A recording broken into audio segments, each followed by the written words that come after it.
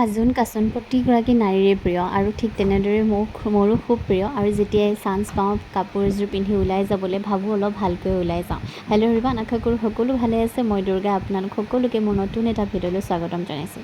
কাপোৰযোৰ মই বিয়াত উপহাৰ ৰূপে পাইছিলোঁ, সেইকাৰণে ভাবিলোঁ এইযোৰে পিন্ধি যাওঁ।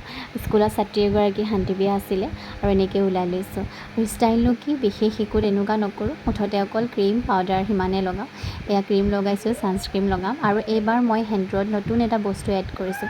মায়ে বৃন্দাবনৰ পৰা মাটি লৈ আহিছিলে আৰু আগতেও শুনিছোঁ, আগৰ পৰা শুনি আহিছোঁ যে সেন্দুৰত বা আমি যদি শ্ৰীকৃষ্ণৰ য'ত ঘূৰি ফুৰে, আজিও ঘূৰি ফুৰে বুলি বিশ্বাস আছে, তাৰ যদি মাটি আনি নিজৰ শিৰত সদায় লগাই ঘূৰি ফুৰিব পাৰোঁ, তাতকৈ বেছি আৰু কি লাগে। আৰু সেয়া মায়ে ক'লে সেন্দুৰত অকণমান মিলাই ল আৰু সদায় সেই সেন্দুৰকণে লগাবি।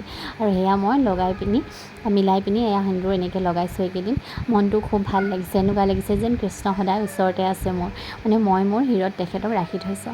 আৰু এয়া লিপষ্টিক অকণমান লগাই লৈছোঁ, এনেকৈ ওলাই লৈছোঁ আৰু বিশেষটো একো কৰা নাই। মুঠতে মাস্কাৰা অকণমান লগাইছোঁ দেই। মাস্কাৰাই আপোনালোকেও এড কৰিব পাৰে নিজৰ যেতিয়া আপোনালোকে ষ্টাইল কৰে, কাৰণ মাস্কাৰাই আপোনাক মানে বেলেগ এটা লুক দিয়ে।